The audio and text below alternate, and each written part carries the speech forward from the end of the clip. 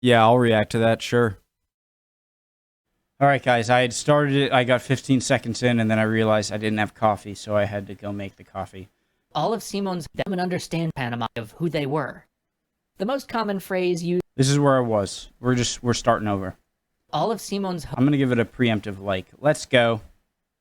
All the things. Watch the previous episode. If you're not ready to learn, get out. Original link to the video, top of the description. Below that Discord, below that second channel. Let's go. Hope. All of Simon. I just want to say, I really am liking this guy, Bolivar. You know, going to these nations and trying to, you know, he's not perfect. You know, he's king of 3 nations, apparently, at least. But, you know, going around and trying to set up constitutions and public work and jobs and, you know, teaching faculty and all this stuff and schools, that's crucial and very difficult work and crucial to the you know, growing of the town.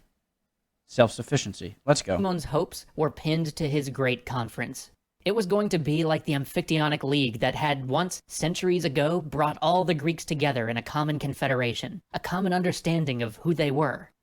The most common phrase used today to describe the Congress of Panama is a resounding failure. Ooh, that's good coffee. A resounding failure? Phrase used today to describe the Congress of Panama is a resounding failure. Yeah, I'll react to that, sure.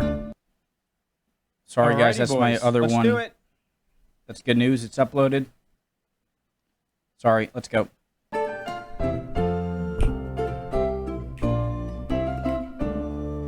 Bolivar decided not to attend the Congress of Panama. Too many rumors were already circulating about him wanting to make himself a king, and he wanted to show that the Congress was completely free of his influence. But unfortunately, Bolivar's influence was the only thing still holding this fragile idea of a Pan-American League together. The Peruvians long felt that he had overstayed his welcome in their country, and they wanted nothing to do with joining Gran Colombia. Brazil was a monarchy, and so wanted nothing to do with these fledgling republics. Argentina was terrified of being steamrolled by Gran Colombia, and so wanted nothing to do with the Congress in general. Does Brazil, maybe Millie knows it, does any Brazilians other than Millie too? Was Brazil ever sort of threatened by Simón Bolivar? What is it? And so wanted by Gran Colombia, and so... You know, was ever a threat perceived from these newly independent, growingly independent Spanish-speaking South American countries to the Portuguese-speaking Brazil? Wanted nothing to do with the Congress in general. And the Bolivian delegates? They just didn't make it there in time. Worse still, Bolivar's vice president, Santander, the man he had left in charge of Gran Colombia, had now been running Gran Colombia for so long that he chafed at the idea of Bolivar reasserting himself over the country that he'd essentially abandoned. So even Santander was no help in forwarding Bolivar's cause at all. But even as the Congress fell apart, more bad news was on the way. While he was still in Peru, a plot on Bolivar's life was uncovered. The plan was to kill Bolivar and expel all Colombians from the country, reasserting Peru as its own state. Bolivar responded swiftly, exiling or executing those involved, but while history largely sees these sentences as justified, they did nothing to win him popularity in Peru. Then another misfortune struck. One of Bolivar's most... Why were the sentences justified? I mean, he's overstaying his welcome in Peru, right? And they were trying to kill him and get him out of there. I mean, unjustified, or justified in his point of view, but unjustified in the grand scheme.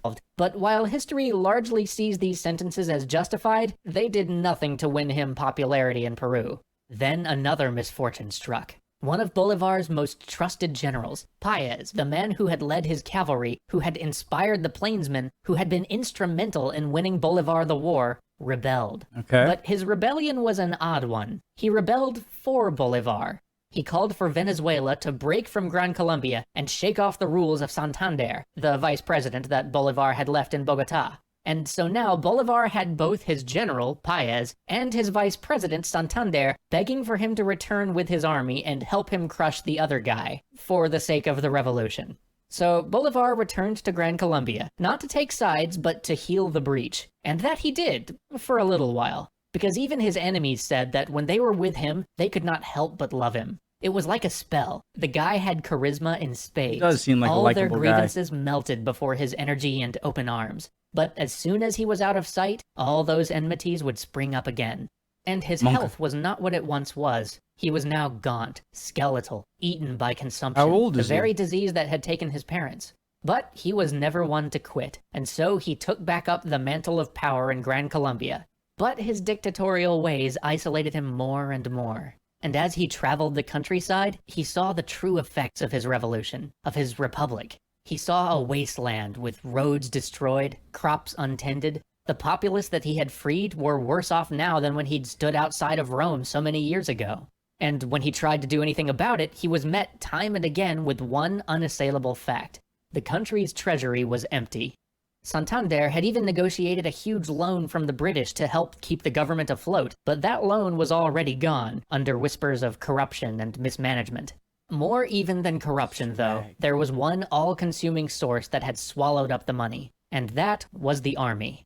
For years now, Gran Colombia had essentially footed the bill for Bolivar to gallivant through Spanish America, liberating country after country. Revolutions aren't cheap, and Gran Colombia had just paid for at least 6. Now the people of Gran Colombia strained against that yoke. But Bolivar, beset on all sides by news of military setbacks, felt that he couldn't shrink the military right now. Peru had not only broken from the Federation, but invaded what was to become Ecuador. Bolivia was in turmoil, and close to being lost. There were even insurrections in the heart of Gran Colombia. How could he risk reducing the army at this critical time? But it was the revolt of Peru that really tore a rift between Bolivar and his vice president, Santander. Santander practically cheered the loss of Peru. Not having to garrison such a large and querulous state would save the government a fortune. But Bolivar saw Santander's reaction as a shot in the back. He saw Santander celebrating something which would ruin his grand project of a universal Spanish-American federation. He even began to suspect that Santander might have aided the rebellion. Bolivar was in the field when he got the news about Peru. Tensions flared. All right. Well, my thought is that what makes you think you're going to be able to go through Peru into, Bolivia, what is now, the borders of Bolivia, Paraguay, Uruguay, Argentina, Chile? If you don't have enough money, things are already going so terrible for you in the few places closer to Colombia, and Colombia itself aren't going well. You don't have any money. So why do you think that your troubles in Peru, which are causing a lot of hassle and money, say this guy didn't cheer on or maybe fund or have something to do with Peru leaving and successfully, but what was his alternative? No, keep Peru even though we don't have money, and we'll figure out a way somehow. Spanish-American Federation. He even began to suspect that Santander might have aided the rebellion.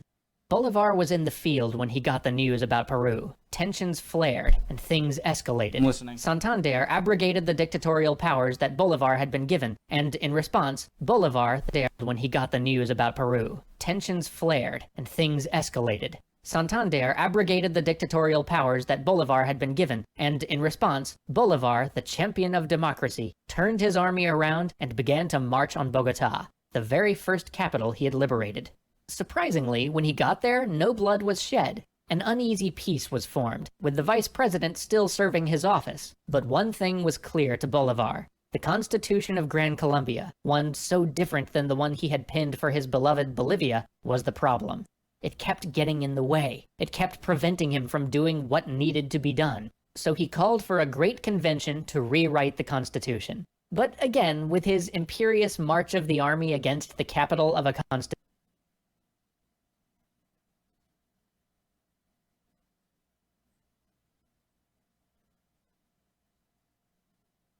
No free Constitution. But again, with his imperious march of the army against the capital of a country whose democracy he was supposed to defend, there were whispered charges of monarchism. Everyone said that Bolivar, like Napoleon, would try to give himself a crown. So Bolivar tried to remain hands-off. This is the thing with doing what he tries to do. It's nice as you're going from country to country or potential country to potential country that you want to make a country. You're trying to build a good constitution that will aid the country in the future, and then you do the next in the next country. This is my biggest my biggest point. All right, so I'm due for pausing.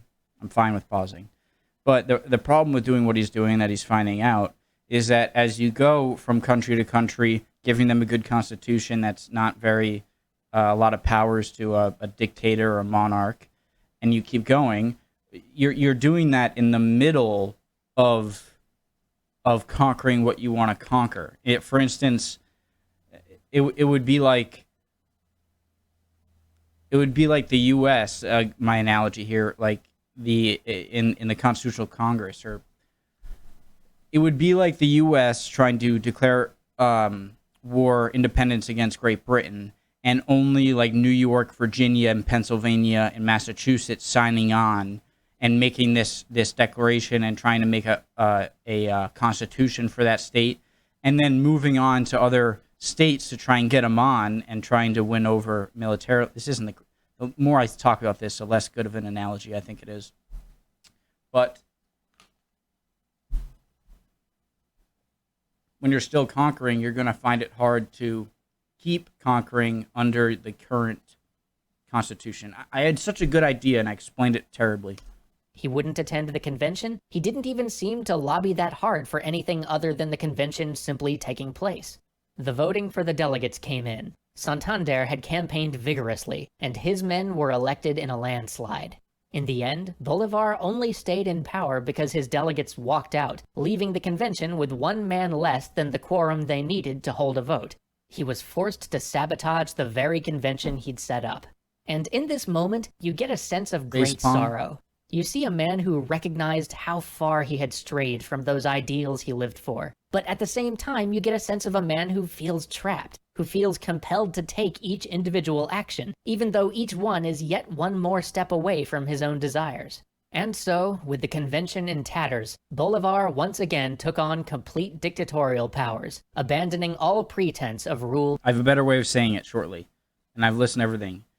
You can't give a good constitution of what you should do in one country when you're trying to conquer more countries where you're going to have to use means that go against the Constitution. By Republic.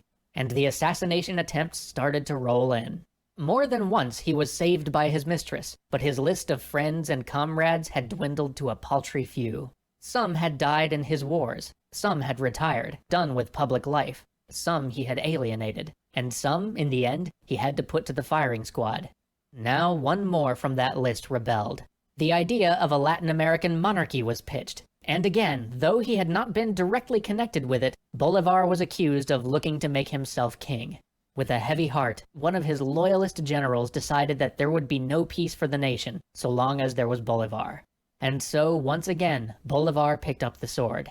Where once he had spent hours in the saddle, he could now only spend an hour or two at a time before he was racked with coughing. But though well past the vigor of his youth, eaten from the inside out by consumption, Bolivar still remained active, trying to manage the military and the affairs of states.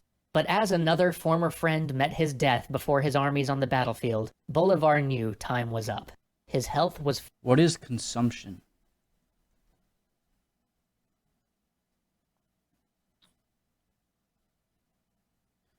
A wasting disease, especially pulmonary tuberculosis. Okay, what is that?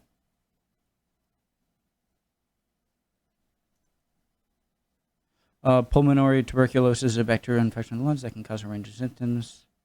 All right, bacterial infection of the lungs. Okay. His death before his armies on the battlefield, Bolivar knew time was up. His health was failing. He would not live much longer. Of this he was acutely aware. He was reduced to ruin, declared an enemy in many of the states that he'd helped to free, and even banned from much of Venezuela, his homeland. His great dream was crumbling around him. One by one, all the states of Spanish America were abandoning his great project. Gran Colombia was disintegrating around him, and there was nothing he could do, frail skeleton of a man that he'd become. So, one last time, he tried to put affairs in order, to leave some part of the world that he tried to free ready for a world without him. He called together all the notable men of the revolution that were left and asked them to oversee the transition of power, to help keep the country together while he retired quietly back to Europe, which he had not seen since his youth. But even this was not to be. The government wouldn't let him go until new elections were held, and he was destitute. He sold his silverware in order to try to afford the trip. When the new elections were held, the man that he'd asked all those great nobles to let be his successor didn't win. And so Bolivar slunk out of Bogota to make the arduous trip to Cartagena. But even the very ship he was to leave on ran aground, and so he sat, exiled in his own homeland, slowly wasting away like the nations he'd founded. After one last short trip, he died. Not on the battlefield, not with fanfare or ceremony, but of a lung rotting from the inside out. He had not left behind order. He had not left behind a single unified state. He'd not left behind a lasting constitution or an enlightened code of laws. But he had left behind liberty. He was the Libertador. Awesome videos. I think there's one more, if I'm not mistaken. Oh, it's like a song here. El Libertador. But I think, you know, he seemed like a great man who was trying to do his best in the circumstances he was given. And it seems like by the time his health was worsening, it's almost as if he would have a better chance dying years earlier when he at least had, you know, Venezuela, Colombia, Ecuador, maybe not Peru, but Ecuador were all somewhat together. But I think that would just have fell to conflicts between the leaders in each of the individual countries. So sad death, honestly, really, really terrible death. But it seems like he had not just the way he died, but in the circumstances he died and when he died. How old was he?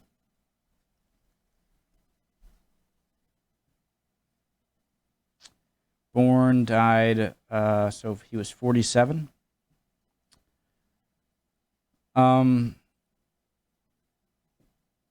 Yeah, he just, you know, it seems like he was at least the first person to, this is his best legacy in my opinion. He was the first person to attempt to unify some of the Spanish-speaking former Spanish colonies in Western South America, and that was his biggest legacy, and an important one that I'm sure was an influence on eventual independence of all of these countries. I'm not sure about that, but that would be my guess.